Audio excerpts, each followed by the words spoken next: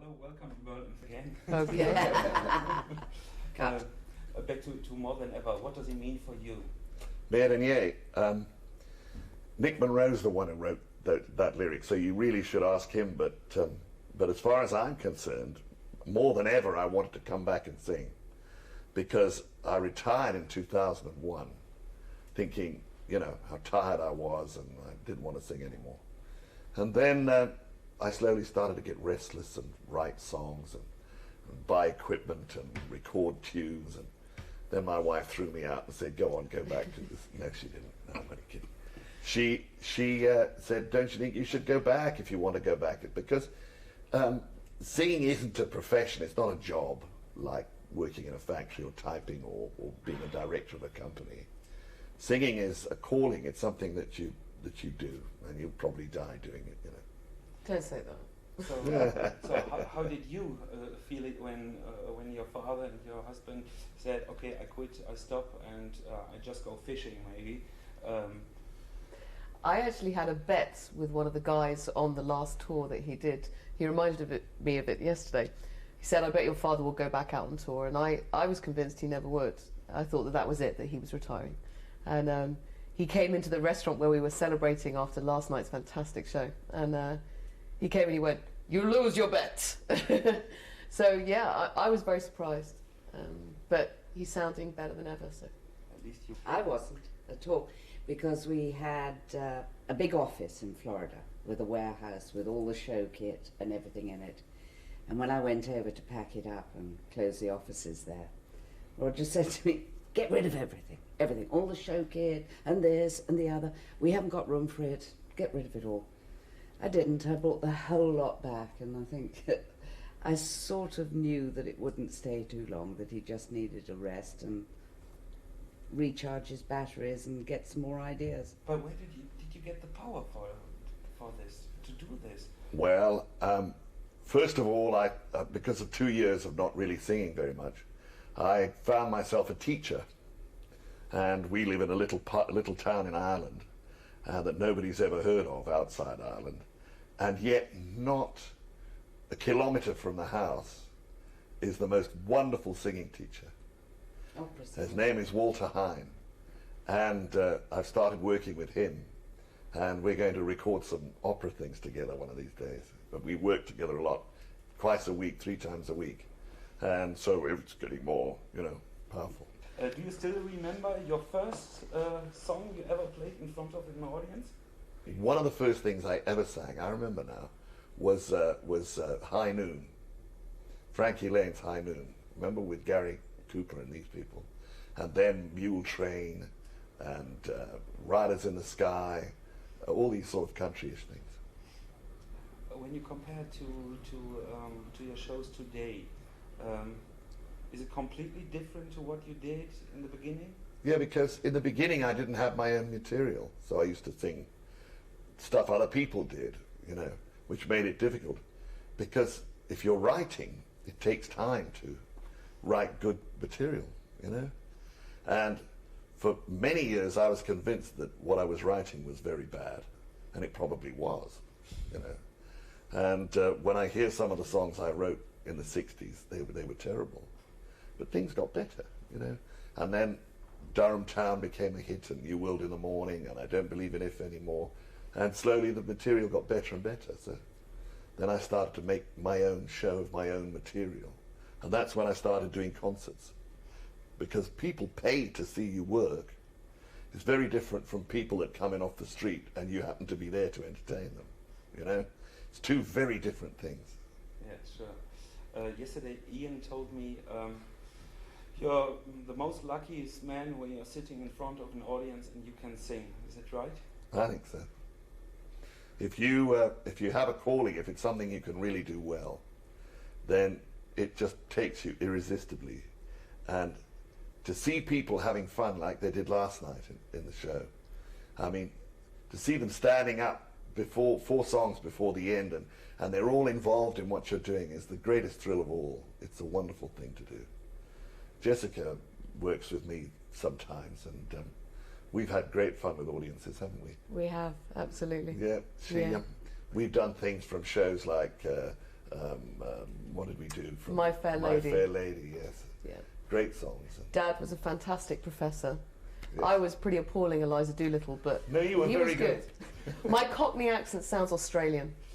It's very confusing, particularly for the German audience, because they're thinking... Well, the Australians liked it. That's why they haven't signed you for the new one in London. Yeah. No, we've worked together a lot, Jessica and I. She was 16 when she first came out on tour with me. Absolutely. During the school holidays, and we had a lot of fun.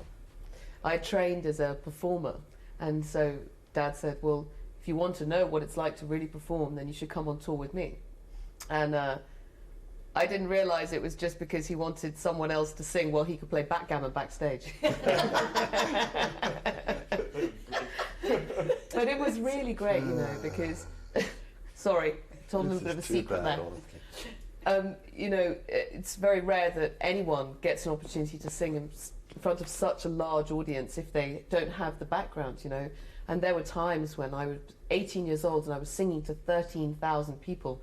And I'd go home to my friends and they'd say, what have you done this holiday? And I'd be like, you know, sang in stadiums. Very lucky.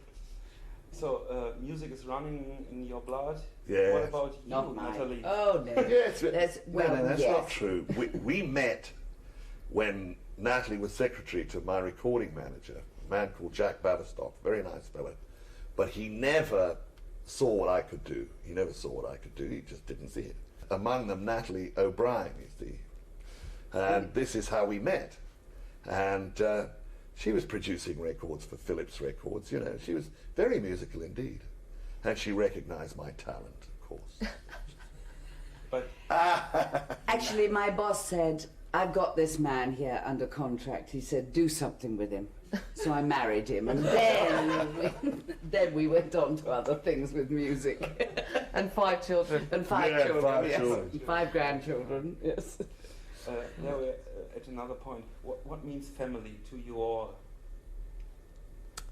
Well, Dogs. well, I think till Ben came along, probably the most important part of your life. Oh, definitely. Yeah. Yeah. The children love to get together as a family. Yeah. And sometimes the poor people that they get engaged to or married to don't quite understand how a big family works, you know. And they think a Sunday lunch is a first-class row. They think we're all having a big fight at Sunday lunch, but that's how big families are. Well, we're a And- bit Italian like that, aren't we? Yeah. We have dramatic conversations. And our eldest daughter's husband is an only child. And he did find it very overpowering. And he'd say, they're so intense with everything. I said, that's just a normal Sunday lunch conversation. Yes. But the children do all get together a lot.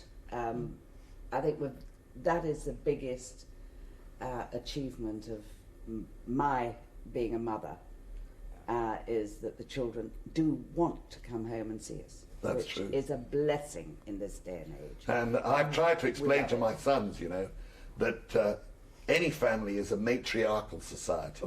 If you've got any brains, you stay in the background and let the women run the whole thing.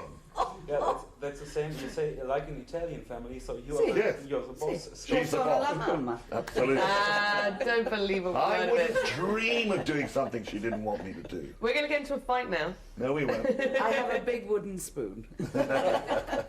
Which she smacks me with. Yeah. Okay, enough of your personal life. Sorry. Do you miss Kenya sometimes?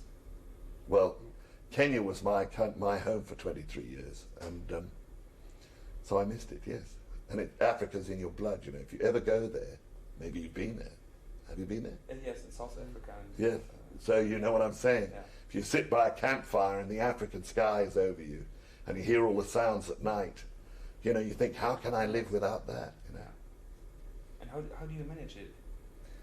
Well, Ireland is quite extraordinary. It's the most wonderful country. The people are so kind and gentle.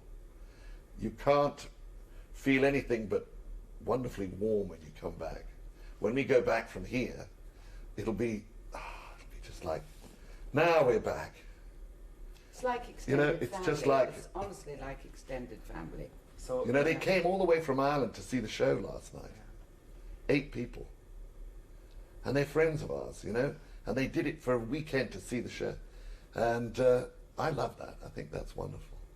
Whereas the Kenya people have the same kind of warmth, the same kind of love. But it's not the same country. It's quite dangerous in some ways. Ireland.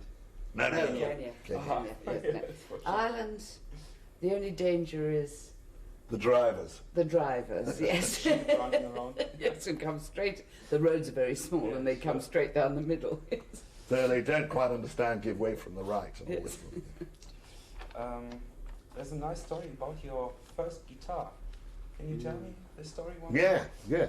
When we were children, my sister and I used to go down to where some Italian prisoners of war came from North Africa. And all the Italians were sent to us in Kenya, you see. And the Kenyans fell in love with these people. They just loved them. And they built houses and they made roads and bridges. And after the war, a lot of them stayed. And we played rugby against them and so on.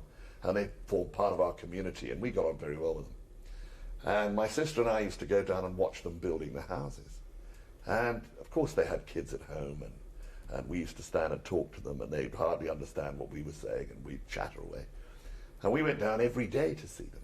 And one day we got down there and they gave me a guitar. They built this big guitar, I couldn't get my arms around it, and a little mandolin for my sister.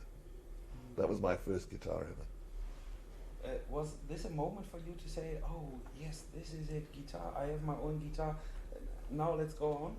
Or, Probably. I was only so young that I don't remember. I can remember banging away on it, but nobody showed me where the chords were. I played a violin for a while. That's what my father used to play. My father was a violin player. No, I'm not telling you that story. The famous violin story. All right, Oh. I'll tell you the story. Yeah. My sister and I used to fight over anything.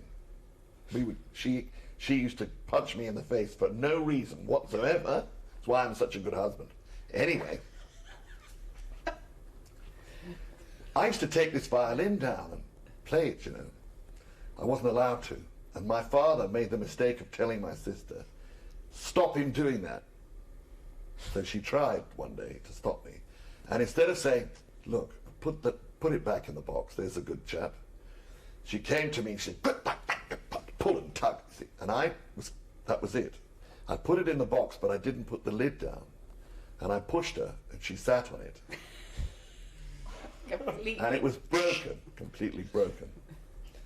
So we didn't play violins after that. So far away. Many people from the crew, they told me it's like a big family. We hear this often on tours, but do you feel that it's a little bit more family-like in your team? Well, let me talk about the band we used to have. They treated her like a sister, and Mother treated them like a mother. I was known as Mum when I appeared. Yes. They said, "Oops, behave, boys. Here comes Mother." Yeah. You know, and these guys are just the same. Yeah. The relationship is developing, Yeah. but if we work together a lot, this would happen. What would you wish for the future for yourself? Well, Jessica's going to get married pretty soon, and so's my son, and so's my youngest son. And they may all do it all in the same year. So one of my greatest wishes is to survive that. And now please tell into the camera, the German audience, what you would like to tell the Germans, your fans. Why do we love each other so much? Who knows, but the fact is we do. And it gives me great pleasure to come to Germany and sing for you in your own language. And also you let me sing in mine sometimes, which is wonderful. I love you very much, and I hope that we go on as friends together for a long time. We will. Thank you very much. Thank you. Thank you.